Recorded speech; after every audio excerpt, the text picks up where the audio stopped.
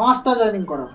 এই 5টা জয়েনিং করালাম, ওই মাসে আমার গিয়ে দাঁড়ালো 1300 টাকা, আর আমার লাইফ লাইন পেল 900 টাকা। বুঝতে পারছেন? মানে আমার ঘাটতিটা কোথায় ছিল আমি বুঝে গেলাম, স্যারের কথা মতো আমি চলতে লাগলাম, 5টা বললো 5টা দিলাম। এবার যখন 1300 ঢুকলো, তো আমার যে সিনিয়র, ঠিক আছে, আমার উপরে কে ছিল? চন্দন স্যার। এবার চন্দন স্যার আমাকে খুলে দেখা তোর 1300 ঢুকলো, এবার দেখ আমার ইনকাম। আমরা কিন্তু কথোপকথন করে নিতাম, একই স্টুডেন্ট তো, তখন বিজনেসটা ট্রেনিং এ ছিল না আমাদের মধ্যে। ও বলছে দেখ আমার এই মাসে ঢুকলো 800 টাকা, মানে 2 লাইফ প্ল্যান থেকেও নিচে পয়সা পেল। বুঝতে পারছেন কথাটা?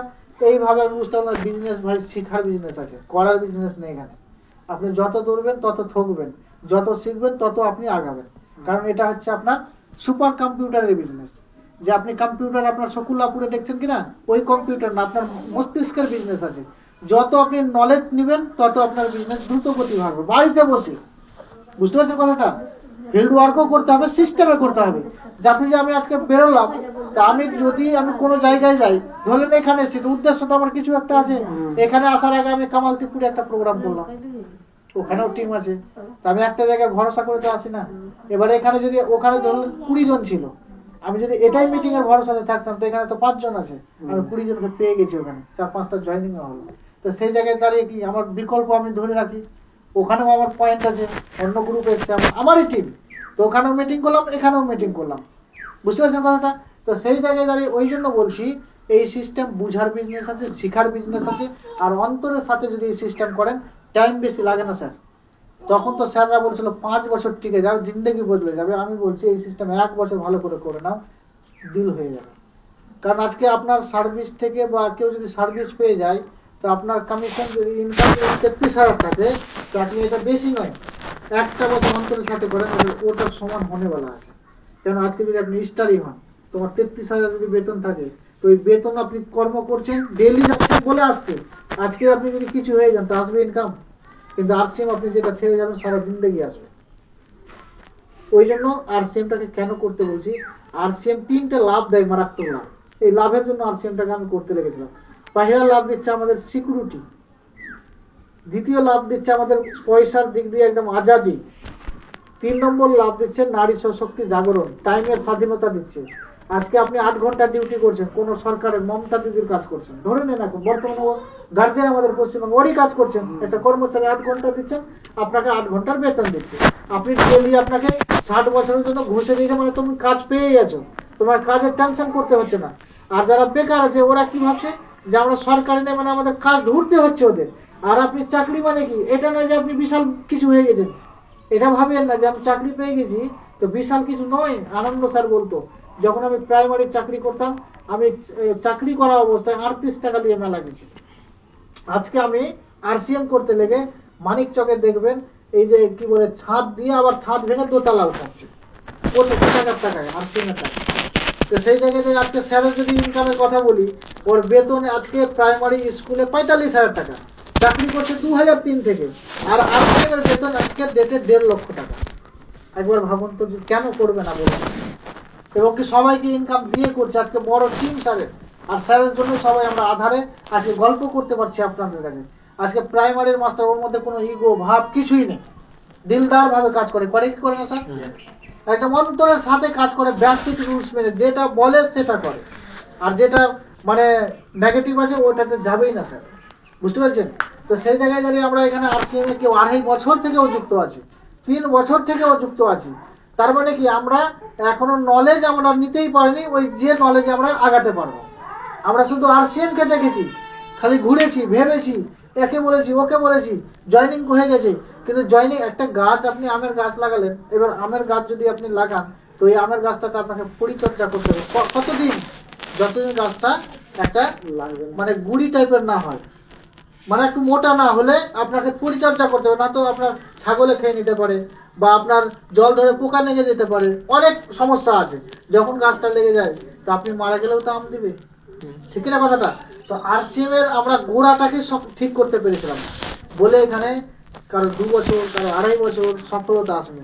সফলতা অন্তরের সাথে যদি সিস্টেম বেসিক রুলস মেনে যদি করেন, ইরাদা পাক্কা করে যদি করেন, আপনার টার্গেট নিয়ে যদি আপনি কাজ করেন, আপনার গোল সেটিং করে যদি আপনি কাজ করেন, আমি গ্যারান্টির সাথে বলি এই সিস্টেমে আপনি আগাবেন। আজকে একটা মহিলা আমাকে আমারই টিমের ফোন করছে ঝাড়খণ্ড থেকে, রহিলা বিবি, বলছে স্যার এই মাসে 40,000 বিজনেস আমি করবোই। ভালো কথা, আমি তো ওকে বলতে পারি না যে করবো না, কে অধিকার, আমি কি ওকে মানে কিছু বলতে পারবো কি? ও যদি করে তো ভালো কথা। তো 40,000 বিজনেস যদি করে তো ওই তো আগে বাড়াবে। এবার ধীরে ধীরে ওই 40টাকে দেখেন ম্যাডাম, 40 করছেন নো প্রবলেম, যাতে 40টা 41 হয় এর পরের মাসে। স্যার এর পরের মাসে অপেন আর করবো স্যার, আর করে দিচ্ছে দিদিটা। জবে থেকে যুক্ত হয়েছে আজকে 2.5 মাস হলো, প্রথম মাসে 5 করতে শেখালাম আগে, যে কোনো ব্যক্তিকে জয়েনিং করার পরে 5,000 বিজনেস তার মাথায় ঢুকান। প্রথম কথা, 5,000 বিজনেস করতে যখন শিখে যাবে তখন 10,000 নলেজ ওর কাছে চলে আসবে, 10,000 বিজনেস করে দেবে। বুঝতে পারছেন কথাটা? কি কিভাবে হচ্ছে খালি সাপোর্ট দেন। এবার 10,000 বিজনেস যদি করে নেয় তো 20,000 বিজনেস করতে শিখে যাবে, সেগুলো কি শিখবে না? 20,000 বিজনেস যদি হয়ে যায় তো 40,000 বিজনেস হয়ে যাবে। অটোমেটিক ওকে 70-এ নিয়ে চলে আসো, আর ধীরে ধীরে ওর শিডিউল বানিয়ে ওকে অফ ফিল্ডে পাঠাও, যতদিন ওর 70 হচ্ছে না। বুঝতে পারছেন? এইভাবে যদি আমরা 5টা ব্যক্তিকে ধরে নিই আর 5-70 যদি আমরা করে নিই তো 5 সাথে 35, 3.5 লক্ষ টাকার বিজনেস হলো, মাত্র 1 সালে হতে পারে। 5টা পয়েন্টে 70,000 বিজনেসের জন্য আমি যাবো, বাস। বেশি মাথা লাগিয়ে লাভ নেই, আর দয়ালু ভাব রেখে লাভ নেই। দয়া করব জায়গাতে করব, সিস্টেমে না। হ্যাঁ, মিটিং করতে গেলাম, পয়সা নেই, হয়তো কিছু হোটেলে খেয়ে নিলাম, ওই দয়াটা আলাদা। এবার আপনি যদি বলেন যে আচ্ছা আমার 2টা জয়েনিং এর জন্য এর ওপেনার ছুটে যাবে, দিয়ে 2টা জয়েনিং করবো, কাজ হবে না, লিখে নেবেন খাতাতে। ওকে আপনি আরো ধ্বংসের দিকে পাঠাচ্ছেন। আমরা বলেছি বারবার, ট্রেন্ডিংও বলে, এও বলে, কিন্তু আমরা তবুও তো গ্রাম্য এলাকার লোক, তো আমরা কিভাবে দিচ্ছে দিয়ে দিই, হেল্প করে। এই সিস্টেমে টাকা দিয়ে হেল্প আর জয়েনিং দিয়ে হেল্প, ওকে মারছেন আপনি, লিখে দিবেন। আপনি আজকে আপনি ধরে নেন নিখিল স্যারের কাছ থেকে যদি আমি 20,000 টাকা ধার নিই, এইটুকু নিশ্চিন্ত রাখবেন ওর সঙ্গে সম্পর্ক আমার হলেও 20% এইরকম হয়ে যাবে, গ্যারেন্টির সাথে আমি বললাম। আজ পর্যন্ত আমার যদি পয়সার খুবই যদি দরকার পড়ে গেছে, যে আমার 2 লাখ 4 লাখের হয়তো কোনো জায়গাতে ইনভেস্ট করতে হবে বা নেই, আমি কোনোদিন কোনো অ্যাসোসিয়েট বায়ারকে বলিনি যে দিতে হবে আপনাকে। আমি কোনো দিক দিয়ে ম্যানেজ করে নিয়েছি, আরও তো লোক আছে আমার, ঠিক না কথাটা? কিন্তু কোনো অ্যাসোসিয়েট বায়ারের কাছে আপনার লাইফ লাইন যদি থাকে, ওকে আপনি 10 টাকা খিলিয়ে দেবেন জিলেবি, কিন্তু ওর কাছ থেকে 10 টাকা নেবেন না। আজ পর্যন্ত আমি বাঙিটোলায় আসি, বলবেন প্রকাশ স্যারের জিজ্ঞেস করবেন, কারো কাছে আমি 1 টাকা নেই। বুঝতে পারছেন কথাটা? কিন্তু হেল্প করতে আসছে। আজকে আমি ধরবেন ভর্তি থেকে আসলাম, মিনিমাম আমার আজকের ডেটের কথা বলি 700-800 টাকা খরচ হয়েছে মিনিমাম। আমি বললাম কারণ এখানে প্রোগ্রাম করলাম, এখানে প্রোগ্রাম করবো, আবার যেতে যেতে কত জায়গাতে দেখা হবে, কত সিনিয়রের, আর চায়ের দোকানে বসবো, এখানে বসবো, ওখানে বসবো, কমসে কম তো 200 টাকা 300 টাকার তেল তো আছে। এবার আমার পেটও তো আছে, আমাকেও তো কোথাও খেতে হবে, হাকি না? মিনিমাম 700 টাকা আজকে নর্মাল খরচ বললাম। ঠিক ঠিক ঠিক ঠিক, মানে উপরবেলাও সিগন্যাল দিচ্ছে।